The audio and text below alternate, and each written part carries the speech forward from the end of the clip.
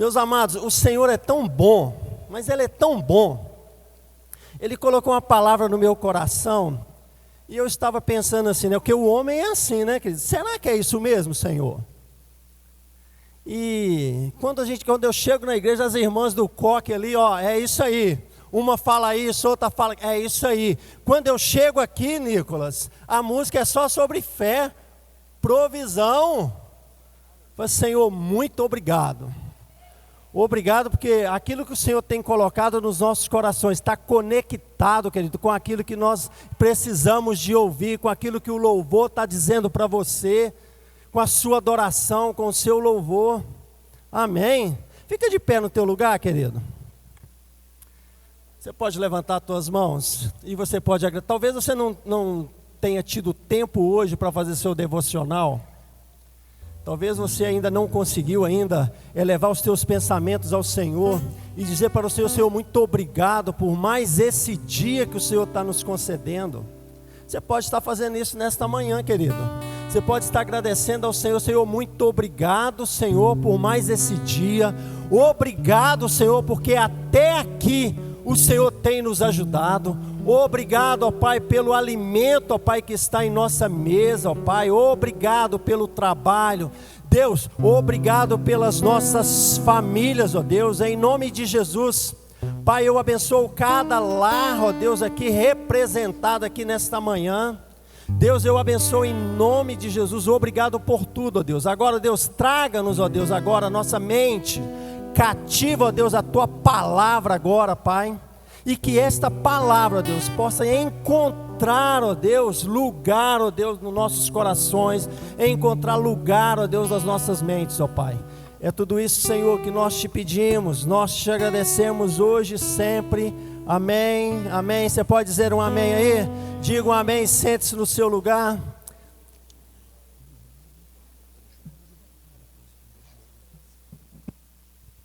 Aleluia. Esse povo aqui é um povo abençoado, querido. Eita glória. Sabia que nós temos um ressuscitado aqui no altar?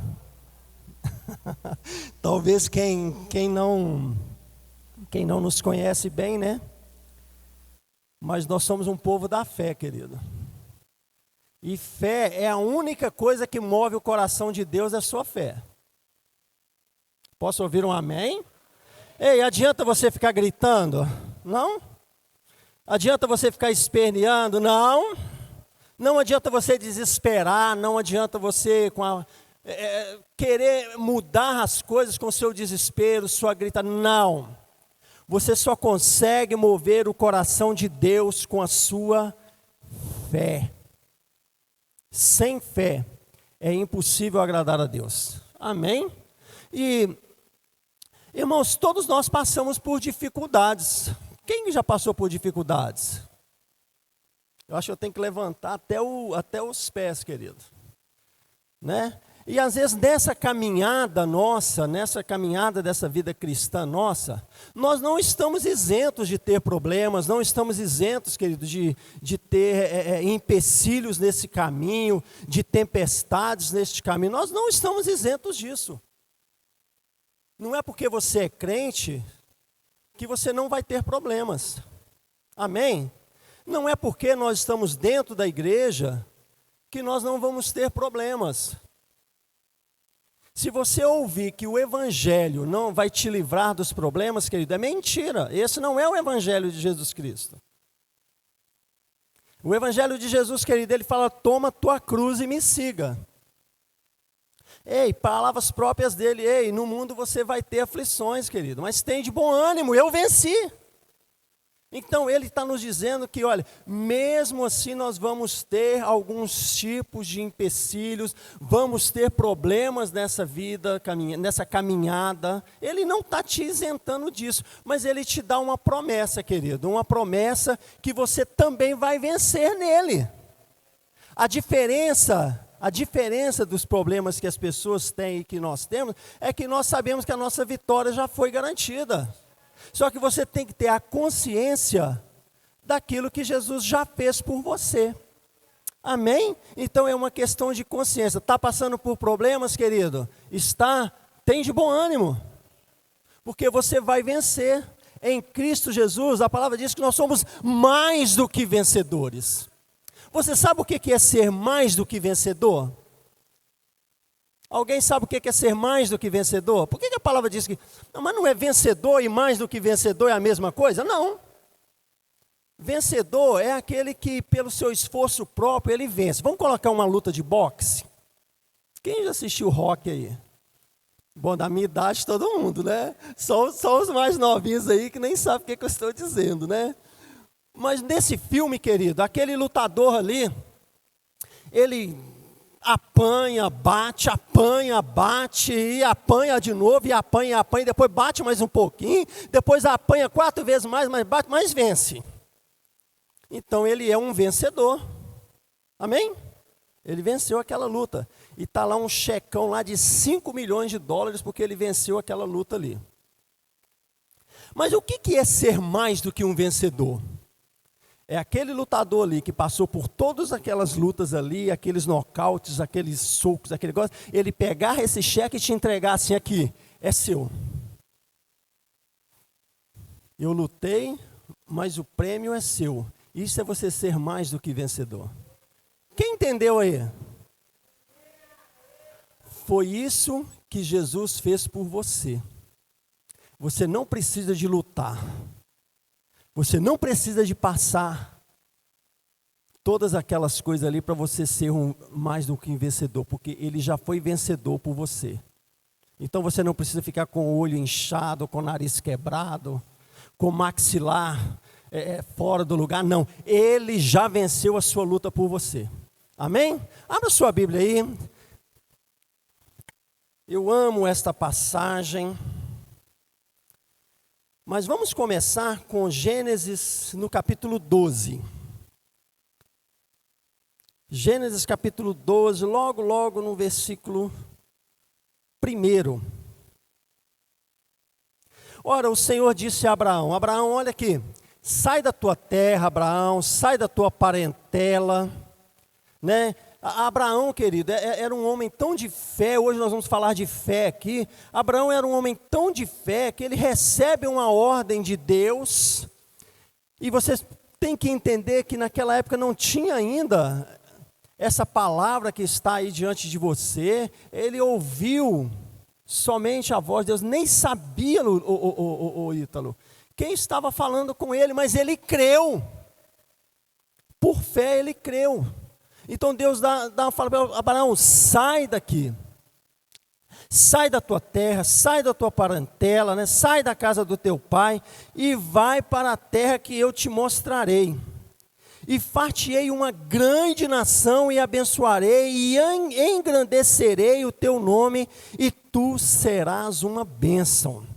Olha aqui, para pensar um pouquinho. Um homem que não conhecia Deus. Um homem que não tinha uma palavra na frente dele, igual nós temos aqui essa palavra.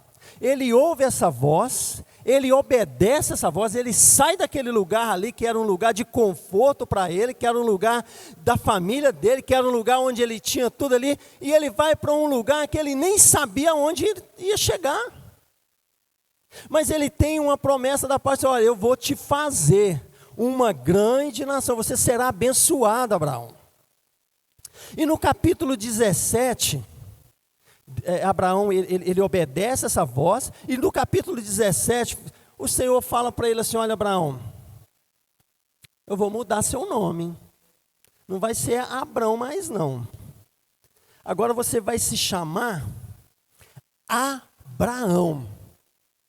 E deixa eu te falar uma coisa, não vou só mudar o seu nome, eu vou te fazer também pai de multidões.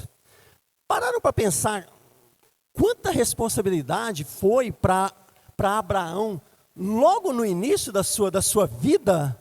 Quantas promessas ele teve logo no início da sua caminhada?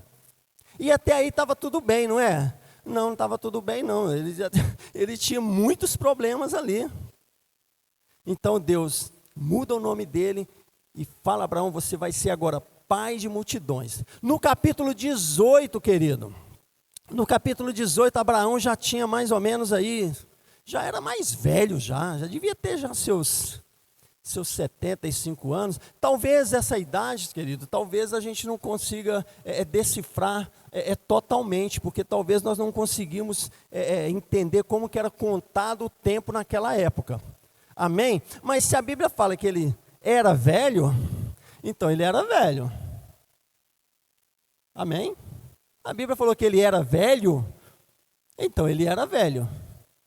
Né? Não importa se teria 75, 100, 120, né? Talvez esse tempo cronológico não é o mesmo tempo cronológico que nós contamos hoje, mas a Bíblia fala que ele já era velho. E Deus promete um filho para esse homem. Mas nessa idade, um filho nessa idade?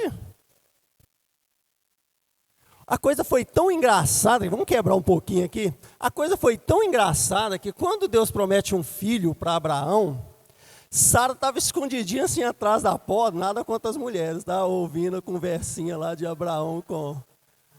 Nossa, gente, continua me amando aí, mulheres, não é nada... Mas Sara estava ali, né? Espiando Marcos ali atrás da porta ali, daquela tenda ali, o que aqueles anjos estavam falando para Abraão. E ela sabe o que ela começa a fazer? Ela começa a rir. Sabe por quê? Ela olha para ela, entenda, ela olha para ela, como? Como eu vou gerar um filho nessa idade? Olha para Abraão, puxa vida, pior ainda, olha... Deixa eu olhar para o meu marido aqui. Olha para Abraão e vê Abraão já naquele estado lá. Não tem a mínima. Ela começa a rir, querido, daquela situação. Porque olhando para os dois, não haveria condição nenhuma de se gerar um filho. Mas Deus promete, olha, eu vou voltar aqui daqui 1 ano e você vai estar com o filho nos braços.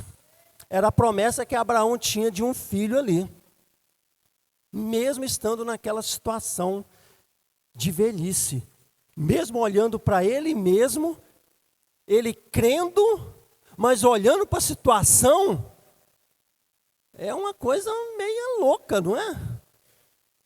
Ele crendo contra a esperança ainda. Já pararam para pensar isso? Ele crendo contra uma coisa que visivelmente aos olhos dele não teria condição nenhuma daquilo acontecer. E esse filho chega, querido. Esse filho chega. E esse filho, essa é a promessa que foi cumprida na vida de Abraão na chegada daquele filho Isaque. Abraão já tinha Você acha que foi de um dia para o outro também isso? Não, querido. Isso se passou muitos anos ainda. E o que vocês acham nesse passar de anos se Abraão não teve problemas? Teve. Abraão foi desobediente ainda. Abraão ainda teve um outro filho. Olha quantas coisas que aconteceu. É problema com Ló, é problema com isso, é com aquilo. Mas esse filho da promessa chega para Abraão. Amém? Esse filho chega saudável, esse filho chega na hora que Abraão assim, olha, talvez Abraão já tivesse igual nós aqui, olha, diante dos problemas não tem mais solução, mas esse filho chega para provar que o que Deus promete, Ele cumpre. E este filho, né, essa promessa é cumprida na vida de Abraão. É cumprida na vida de Sara. Esse menino cresce, querido. Com vigor, esse menino cresce vendo, né, a vida do pai, ajudando o pai. Esse menino cresce com as tradições do pai. Esse menino cresce com a educação do pai. Esse menino cresce ajudando Abraão a construir altares, a sacrificar. Esse menino cresce com toda essa mentalidade daquela cultura, daquela época. Amém? Chega uma hora no capítulo 22, que Deus chama Abraão. Abraão tinha uma intimidade tão grande, querido, com Deus, que Abraão conhecia a voz do Senhor. Abraão conhecia a voz do Senhor. Quando o Senhor chama Abraão, Abraão, ele, eis-me aqui, Senhor. Sabe o filho que eu te dei, Abraão?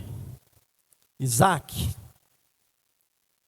Provavelmente Abraão, não sei, né? É o filho da promessa, né? Na mente dele, né? É o filho que o Senhor me prometeu. Na mente de Abraão, querido, era o filho que o Senhor falou que dele, né? Seria uma descendência, seria uma nação. Dele sairiam reis, dele sairiam governadores, dele sairia uma nação grandiosa, né? Na mente de Abraão. Aí o que o Senhor pede para Abraão? Abraão, sabe esse filho que eu te dei, esse filho da promessa? Sobe lá naquele monte, Abraão, e sacrifica ele para mim. Pode parecer uma coisa, mas por que Deus? Tem muita gente até que prega isso, tá, irmão? Nós não pregamos isso não. Deus deu, Deus tirou. Não pregamos isso não, querido. Deus é só luz. Amém? Nele não há sombra nem variação de nada, é só luz. Mas Abraão, sabe esse filho, Abraão, que eu te dei, Isaque? Vai naquele monte ali, Abraão, e sacrifica ele para mim. Agora começa a pensar, querido, como que Abraão, mesmo diante de uma promessa que Deus tinha feito para ele, mesmo diante de tudo que Deus tinha falado com ele, agora Deus pede aquele filho para ele. Vamos pensar humanamente, querido. Que condição psicológica que Abraão ficou naquele momento ali? Talvez hoje também você pode estar passando por algum problema, não semelhante a esse. Mas um problema que você não está entendendo o que você está passando. Um problema que talvez psicologicamente você está abalado, igual Abraão ficou. Provavelmente Abraão ficou abalado também, querido. Mas sabe o que Abraão faz? Ele não olha para o problema. Ele levanta no outro dia cedinho, ele não esperou, ele levanta naquele outro dia cedinho, arruma as coisas, chama 2 servos dele, vamos que nós temos uma caminhada, vamos que nós temos um processo. Ele chama Isaque, chama os teus servos dele e vai para aquele lugar onde Deus haveria de mostrar para ele aquele momento ali. Imagina como é, querido, uma caminhada de 3 dias, carregando aqueles utensílios todos, os servos dele, Isaque atrás dele. Como vocês imaginam, como que Abraão estava naquele momento? Pensa humanamente, querido, não pensa como uma história, não. Se coloque neste lugar. Abraão estava totalmente, querido, abalado. Mas será que eu vou ter que sacrificar um filho? Chega num determinado momento dessa caminhada, querido, que Abraão ouve uma coisa que ele jamais queria ouvir. Quando Isaque pergunta para ele, porque Isaque conhecia todo o processo, querido. Isaque conhecia todos aqueles processos de holocaustos, de sacrifício. Isaque já era rapazinho, provavelmente aí seus 12, 14 anos. E Abraão, ele ouve do próprio filho dele aquilo que ele jamais queria que o filho dele falasse. Pai, Abraão deve ter respondido assim, meu Deus, é agora. O que eu vou falar para esse menino? Pai, eu estou vendo aqui a lenha,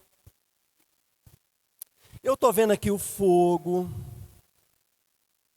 mas eu não estou vendo, pai, o cordeiro.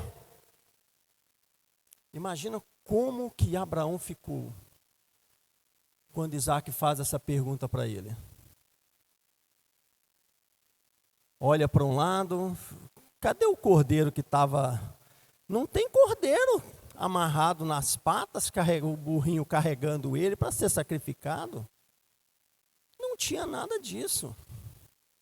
Mas Abraão sabia, querido, da promessa que Deus tinha feito para ele. A promessa estava, na consciência dele, na mente dele.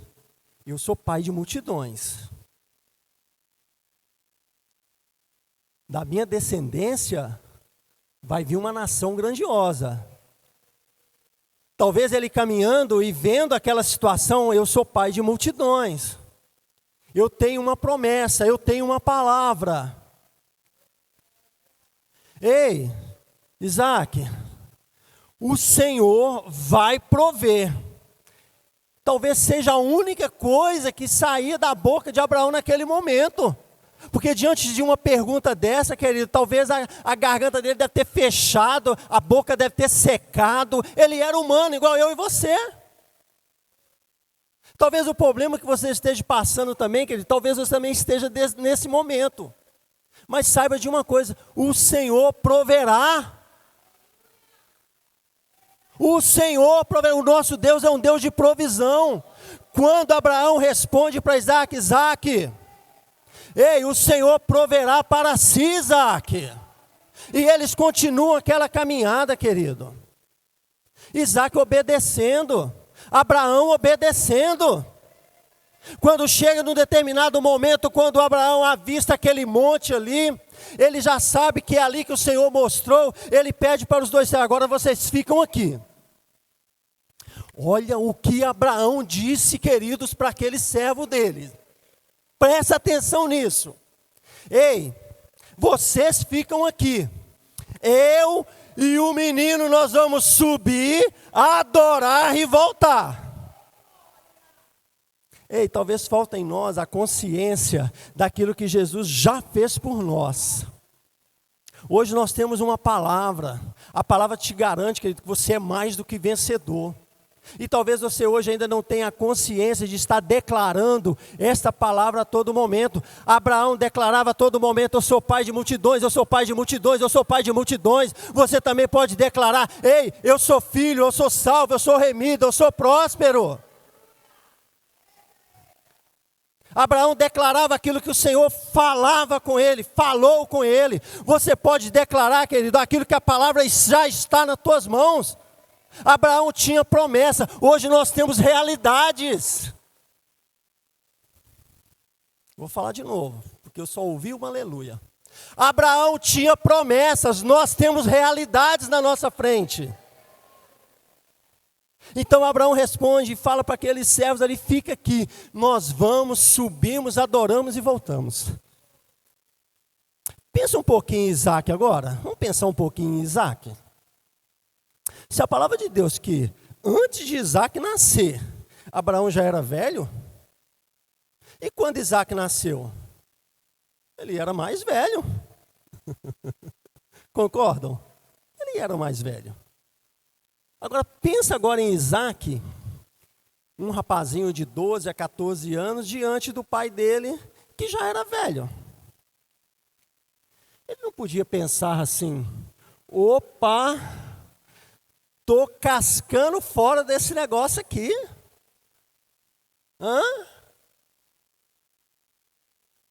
Estou cascando, não quero isso para mim não, deixa eu dar no pé. Abraão poderia correr atrás de Isaac, querido? Não. Não podia, querido. Se Abraão, velho, Isaac novinho. Se Isaac quisesse, querido, se livrar daquela situação ali, era na hora. Ei, querido, Isaac era obediente ao pai. Abraão era obediente ao pai.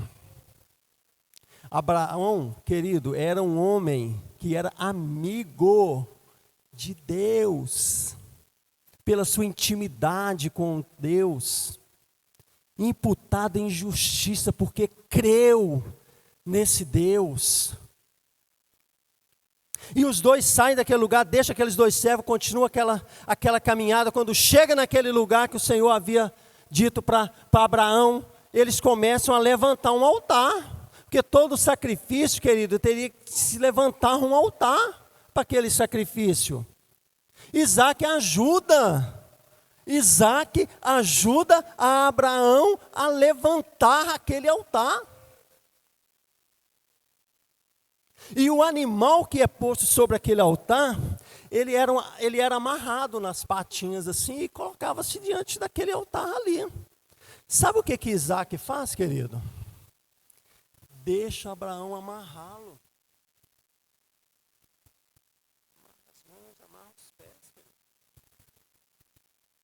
Olha a obediência de Isaque diante do seu pai Abraão. Querido, você vai entender isso ainda daqui a pouco. O que eu quero dizer para você, querido, que a obediência procede bênção.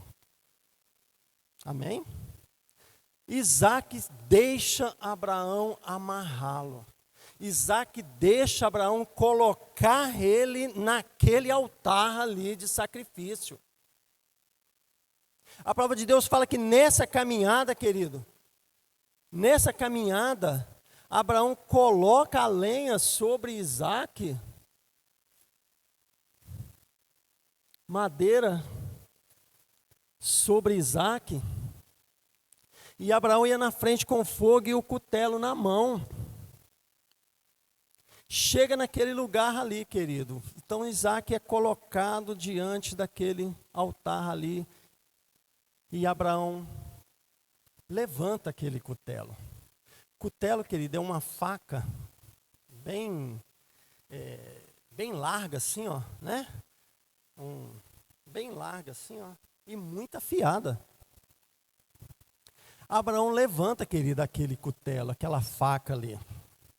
Quando Abraão levanta aquela faca, o que brada? Brada aquela voz que Abraão já conhecia. Abraão! Oi? Faça isso não, Abraão, com seu filho não. Hoje eu sei que você me obedece. Hoje eu sei que você crê em mim.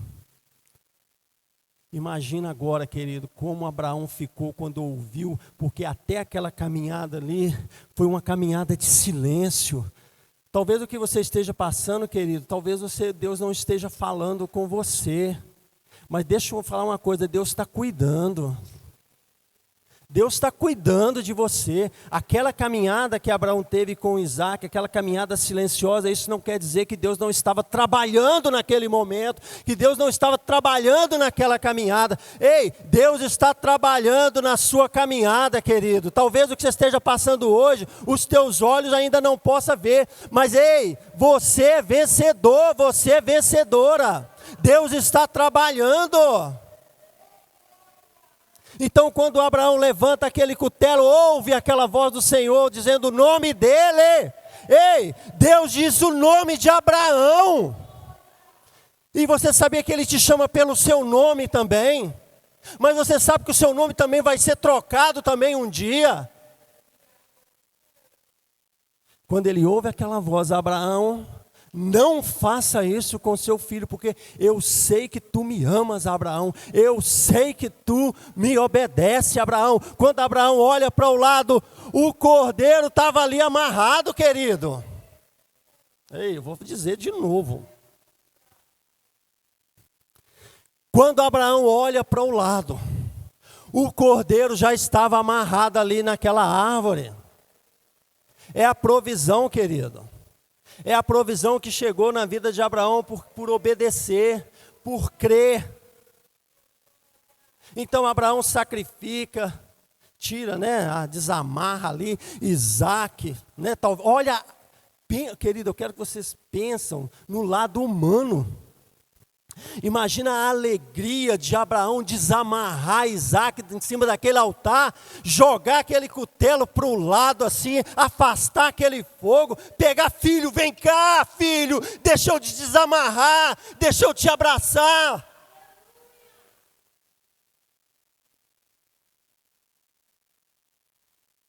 Imagina a alegria de Abraão quando tirou aquelas amarras das mãos dele.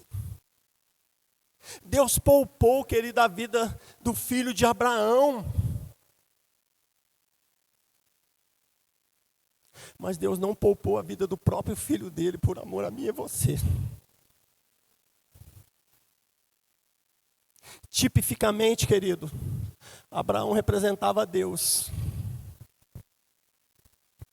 Tipificamente, querido, Isaque representava Jesus.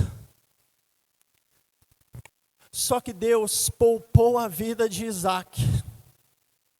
Mas Deus não poupou a vida do próprio filho dele, Jesus. para morrer no meu lugar, morrer no teu lugar, para te chamar de filho.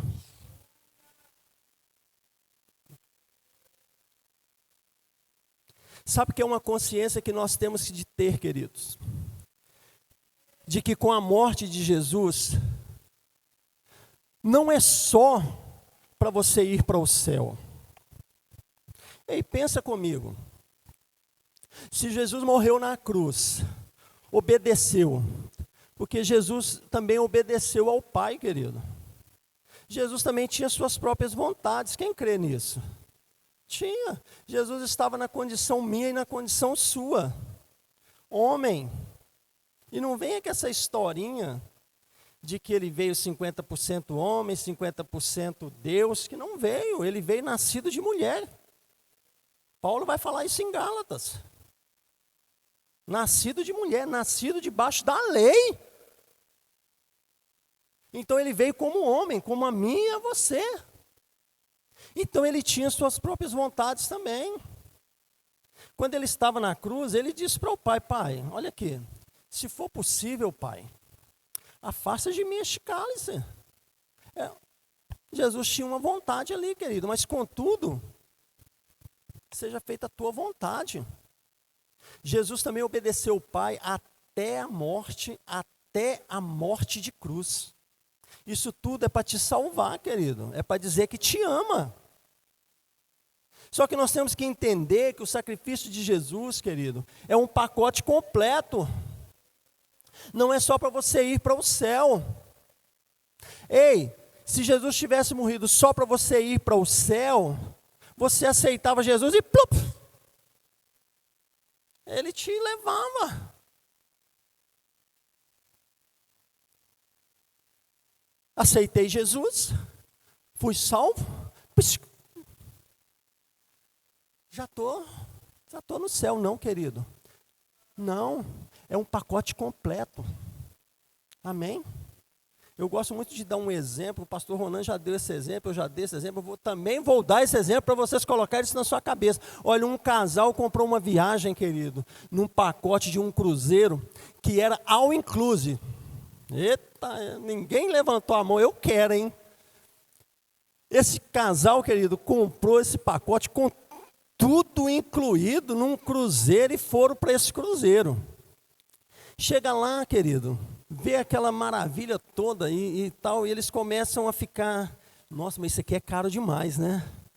Um cafezinho, não sei quanto. Um almoço, não sei quanto. Um jantar, então, não sei quanto. E eles começaram a ficar dentro somente da cabine deles, com medo de ir para as dependências do navio todo e usufruir de tudo aquilo ali. E os dias passam e eles continuam naquela mesma, não almoça porque estava caro, não janta porque estava caro, vou ficar só num cafezinho e num pão de queijo.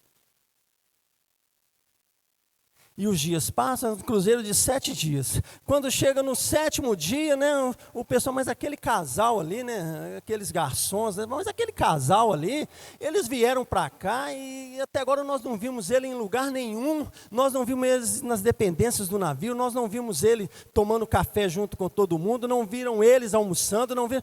Vamos perguntar, porque às vezes eles não estão gostando daquele lugar ali. Talvez não esteja bom para eles, talvez, né, alguma coisa aconteceu, talvez nós possamos resolver esse problema. E foram procurar aquele casal. Bate lá na cabine, né, o casal vem, oi, bom dia, bom dia. Nós vimos aqui que vocês estão no navio, mas vocês não usufruíram de tudo que nós fornecemos aqui. Aconteceu alguma coisa, tem algum problema aí, nós podemos ajudar? Não, é porque nós achávamos muito caro o almoço, achávamos muito caro janta e tudo, então nós preferimos ficar aqui recolhidos e tal. Aí o garçom olha para eles assim, aquele gerente ali, deixa eu te falar, o pacote que vocês compraram dava direito para vocês a usufruir de tudo que vocês quisessem, não precisava de vocês pagarem nada. A falta de consciência, querido. A falta de consciência daquilo que era para eles e eles não usufruíram. Ei, Vida com Jesus também é assim, querido. Você tem que usufruir de tudo que Ele conquistou na cruz por você. Sabe a primeira coisa que Ele conquistou na cruz por você? Vida eterna. João 3,16, porque Deus amou o mundo de tal maneira que deu seu Filho, seu único Filho, unigênito, para que todo aquele que nele crê não pereça, mas tenha vida eterna. Querido, você não morre mais. Pastor, mas o que você está dizendo? Você não morre mais. Você foi recriado de novo. Ou você está dizendo que eu estou falando disso daqui? Não, eu estou falando disso aqui que você é por dentro. Você não é carnal, você é espiritual. Então você não morre mais. Então vida eterna para você, querido, já está garantido. Já está garantido vida eterna para você. Mas é só vida eterna que Jesus conquistou na cruz por você?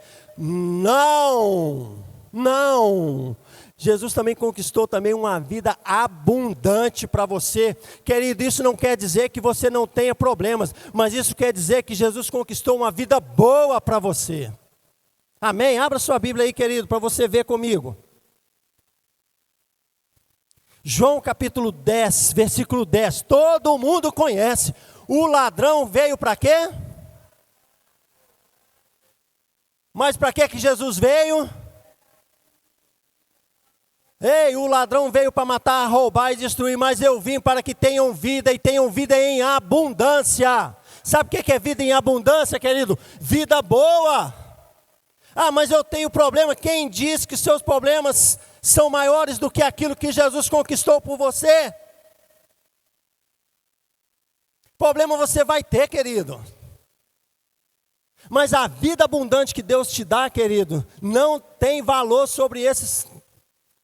Tudo que você passa, querido, é muito maior.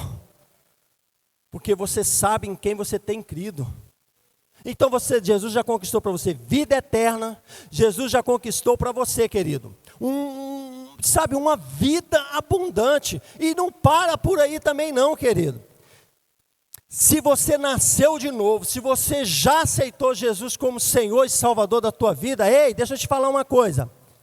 Você tem o próprio Espírito de Deus dentro de você. Se vocês verem como é que está a festa lá fora, a animação, e eu vendo a animação de vocês aqui, quando eu digo que vocês têm o Espírito Santo de Deus dentro de você, era para você sair dessa cadeira aí, querido, e dar um pulo. Sabe por quê? Você tem a terça parte de Deus morando dentro de você. Está melhorando? Ei, você tem o Espírito da verdade dentro de você. Você tem o Espírito da revelação dentro de você. Ei, você tem a mente de Cristo dentro de você. Porque Jesus conquistou na cruz por você. Você tem vida eterna, você tem vida abundante, você tem, querido, paz. Que paz é essa, querido? Que se nós temos problemas, e Jesus fala que Ele nos dá a paz, ei, não é essa paz que você acha aí não, querido, é a paz que excede todo entendimento, é a paz, querido, que não é como o mundo dá não, mas é como Ele dá para você. Sabe por que vocês estão aqui? Porque vocês têm a paz do Senhor na sua vida. Vocês poderiam estar em qualquer lugar, mas a mente de Cristo que está dentro de você faz você ter paz para você vir a esta casa aqui e receber daquilo que o Senhor ainda tem mais para oferecer para você. Amém? Abra sua Bíblia aí, que nós estamos sem mídia aqui, né? Abra sua Bíblia aí em Mateus. Eu vou gastar um pouquinho mais de tempo. Mateus capítulo 6. Deixa eu abrir a minha aqui também. Aqui está um pouco escuro, minha letra da Bíblia é pequenininha, querido. Eu acho que meu óculos também já está. Mateus capítulo 6, eu vou ler a partir do versículo 25. Esse problema aqui, querido, tem afligido muita gente nos dias de hoje. Se você já tem vida abundante, se você já tem o Espírito Santo de Deus, se você já tem a paz, se você já tem, né? Mas esse problema aqui, ele tem atingido, talvez seja a doença do século, talvez seja. Mas eu quero te dizer, olha, assim como Deus tinha uma provisão para Isaac naquele dia ali, Deus também tem uma provisão para você hoje. Estão entendendo, queridos? Assim como Deus tinha uma provisão para Isaac, Deus também tem uma provisão para você hoje. Então Mateus vai começar dizendo o seguinte, olha aqui. Eu vou ler na NVT, tá? Então pode estar um pouquinho diferente da tradução de vocês. Por isso eu lhes digo que não se preocupem com a vida diária, se terão o suficiente para comer, beber ou vestir. A vida não é mais que comida e o corpo não é mais que a roupa? Observem os pássaros. Eles não plantam nem colhem, nem guardam alimento em celeiros, pois seu Pai Celestial os alimenta. Acaso vocês não são mais valiosos do que os pássaros? O que Mateus quer dizer com isso? Ele dá um exemplo. Olha os passarinhos. Eles plantam. Eles colhem. Eles guardam. Não. Contudo, o seu Pai Celestial dá toda a provisão para eles. Aí o que Mateus completa? Acaso vocês não são mais valiosos? Sabe o que Mateus quer dizer? Ei, você é filho. Se você, aquilo ali, passaria uma criatura e Deus fornece toda a provisão para ele, e você que é filho? É isso que Mateus quer dizer. Você é filho. Então acaso eu não vou te dar muito mais do que isso? Então não se preocupe com o que você vai comer, com o que você vai vestir. Aí ele continua. Jesus gostava de falar sobre parábolas, e é tão lindo até para nós hoje, né? Qual de vocês, por mais, 27, qual de vocês, por mais preocupado que esteja, pode acrescentar ao menos 1 hora à sua vida? E por que se preocupar com a roupa? Observe como crescem os lírios do campo. Não trabalham e nem fazem roupas. E, no entanto, nem Salomão, com toda a sua glória, vestiu como eles. Meu Deus! E se Deus veste com tamanha beleza as flores silvestres que hoje estão aqui e amanhã são lançadas ao fogo, não será mais generoso com vocês, gente de pequena fé? O que Mateus quer dizer? Ei, olha os lírios, que coisa linda. Eles fazem aquelas roupas? Não, mas o Senhor dá aquelas roupas para ele. E aí, aquilo seca, murcha, vai para o fogo? E vocês, que são meus filhos, o que eu posso dar para vocês? Muito mais do que isso. Por que vocês andam ansiosos por isso? Por que às vezes a depressão bate a porta? Por que às vezes a angústia bate a porta? É preocupado com essas coisas? É preocupado com o que comer, com o que vestir?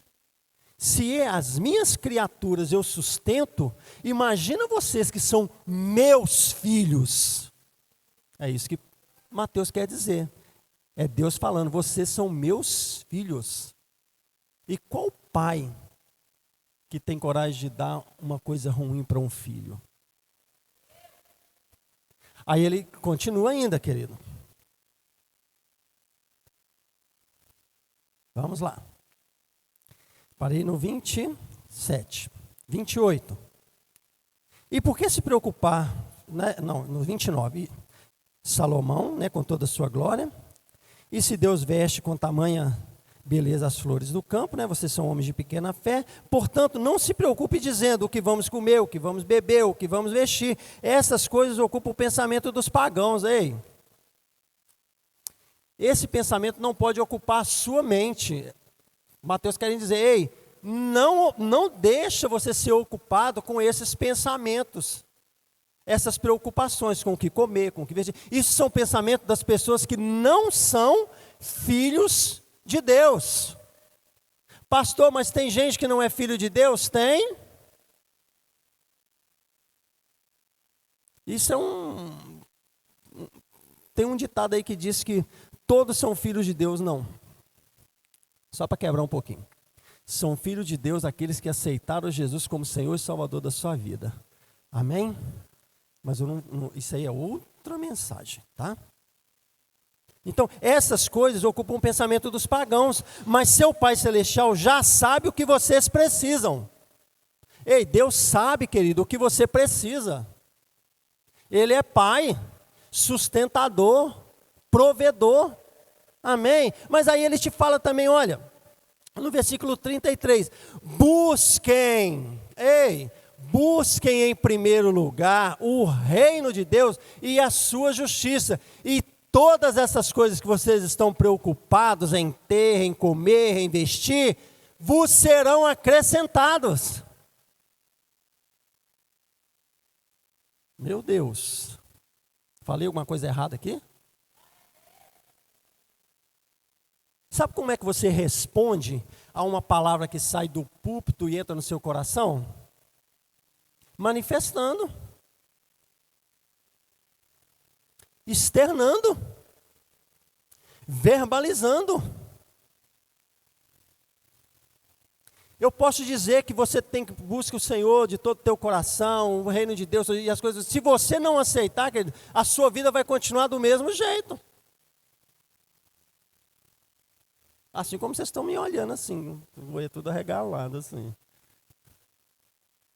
Dá um glória a Deus, querido, dá um aleluia, né? Reverencia um Deus da provisão, amém? Então, querido, olha, Deus te dá a provisão, querido, Deus é provedor, amém? Você já tem, olha, vida eterna, ei, você já tem a paz, o Espírito Santo, você também tem a provisão para a sua vida, querido. Não ande ansioso por nada, querido, não ande preocupado com nada. Você não pode acrescentar um dia, uma hora na sua vida. A sua dependência tem que estar em Deus. Abraão foi totalmente dependente em Deus, até aquela hora ali de levantar o seu cutelo. E o mais importante, querido, nesse pacote, aliás, não menos importante, mas que muita gente também tem sofrido com isso, cura. Quantas vezes nós estamos passando por dificuldades na saúde? Isaías no capítulo 53, no versículo 4, verdadeiramente. Ei, é fato, é verdade, é verídico.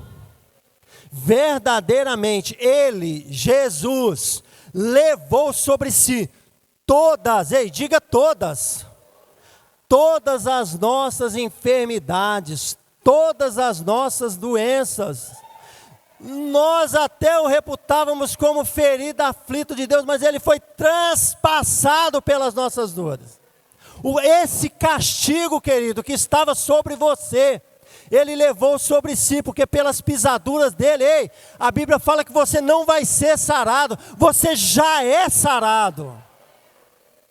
Nós fomos sarados, nós não vamos ser, nós fomos sarados, querido, consciência de cura.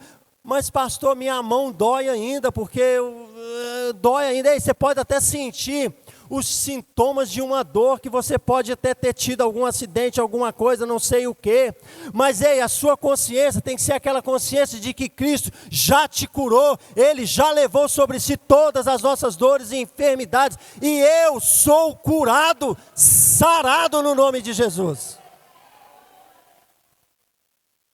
Então, querido, olha, pastor, mas você não sabe o que eu estou passando. Você não sabe a dificuldade que eu estou. Você não sabe o problema que eu estou. Ei, deixa eu te falar uma coisa. Talvez eu esteja falando isso aqui, pregando para mim mesmo. Porque quantas coisas nós temos passado lá em casa. E nenhuma delas o Senhor nos abandonou. Nenhuma delas o Senhor nos deixou. Em todas elas, o Senhor demonstrou o seu amor para com a minha família. Em todas elas, o Senhor demonstrou o seu amor para diante daquela necessidade, dificuldade, saúde, tudo. Então, eu sei muito bem o sentimento que você pode estar aí no seu lugar, aí, diante de um problema. Mas eu quero te dizer, querido, assim como o Senhor, Deus não tem filhos prediletos, querido. Entenda uma coisa dessa. Você é filho. Quando Jesus morreu na cruz por você, querido, Ele te tornou semelhante, igual a Ele, filho. Então Ele apresenta diante de Deus e mostra as mãos para o Deus. Aqui, Senhor, já não há mais condenação mais para ninguém, não. Tudo já foi resolvido. Ei, você é livre, querido. Você é livre. Não tem mais condenação sobre a sua vida, não. Amém? Você é filho. Então eu também, eu tenho propriedade para falar isso com vocês. Sobre doença, sobre problema. E eu tenho certeza que o problema que você está aí, Deus vai resolver. Ele vai entrar com a sua provisão. Ele vai entrar com o seu amor. Ele vai entrar com o carinho que Ele tem por você. Mas aqui, declare a palavra. Declare a palavra. Se é doença, ei, eu sou curado, porque o Senhor levou sobre si. Se é financeiro, ei, eu tenho a provisão, porque o Senhor é o Deus provedor. Eu não sei qual que é o seu... Pode subir, o Nico. Eu não sei o que você está passando, querido. Talvez o mar te deu uma submergida em você. É submergida mesmo? Submergir é sair, submergir é descer. Submergir é sair. Então ele emergiu, né? Talvez o mar, obrigado, viu, professora? Talvez você foi emergido pelo mar. E talvez você não está conseguindo respirar. Porque quando falta ar, falta tudo. Talvez você esteja assim, não está aguentando falar, não está aguentando se expressar, não está aguentando falar com o Senhor o que você está. E nós não estamos aqui também para querer te colocar. Então tá, né? Então estava certo, né, Alessandra? Você me confundiu, né, Alessandra? Eu não vou pedir um corinho da sua época só por causa disso. Então, não é? Os universitários hoje, né? Então, queridos, se você submergiu e não está conseguindo dizer nada, não está conseguindo falar nada e nem fazer nada, eu quero te dizer uma coisa. O Senhor, com a mão dele, Ele vai fazer você levantar disso daí. Você pode ter certeza. Basta você o adorar. Basta você colocar Ele no lugar que Ele tem que ser colocado na sua vida. Nós estamos trocando, querido, o Senhor por coisas tão banais. Nós fazemos cada troca, querido. Pode ir. Nós fazemos cada troca em nossas vidas e colocamos sempre o Senhor em segundo lugar, sendo que o Senhor tem que ser sempre em primeiro lugar na sua vida. Eu amo minha esposa, está ali, aquela lindona lá atrás. Mas eu amo o Senhor mais ainda. Eu amo meus filhos, tem um ali atrás. Mas eu amo o Senhor mais ainda. Porque quando eu amo o Senhor mais ainda, eu tenho muito mais condições de amar a minha esposa e amar meus filhos. Então, é só um exemplozinho, tá? Mas às vezes você tem trocado a posição que Deus tem que estar na sua vida por coisas até mais banais do que isso. Então que hoje você tenha essa consciência de que se você buscar o reino de Deus em primeiro lugar e buscar a justiça de Deus em primeiro lugar, todas essas coisas que você está passando aí, querido, toda essa situação, você não vai ver passar na sua vida. Se for uma provisão, vai chegar. Se for uma cura, vai chegar. Se for uma libertação, vai chegar. Mas busque em primeiro lugar o reino de Deus e a sua justiça. Amém? E quando você levanta do seu lugar, pode levantar, querido, e você diga aleluia, você está reverenciando o nome do Senhor. Você pode começar nesta manhã. Você pode começar nessa manhã. Talvez você ainda não tenha tido essa oportunidade, essa intimidade de fechar os teus olhos. Porque quando nós fechamos os nossos olhos, eu estou dizendo assim: olha, não tem nada na minha direita que me atrapalha, não tem nada à minha esquerda que me atrapalha, não tem nada na minha frente ou atrás de mim que atrapalha a minha comunhão contigo agora, Senhor, a minha conexão contigo agora. Quando eu levanto as minhas mãos, eu estou dizendo: ei, Senhor, eu me rendo completamente à tua soberania agora. Eu me rendo completamente ao teu poderio agora, para fazer aquilo que o Senhor tem de melhor para fazer. Aleluia! Aleluia! Deixa sair lá no fundo do teu coração. Deixa sair, deixa fluir. Ei, quem tem que ser cheio do Espírito é você. Deus já fez tudo. Ele já completou tudo já dentro de você. A condição de ser cheia ou cheio do Espírito é sua.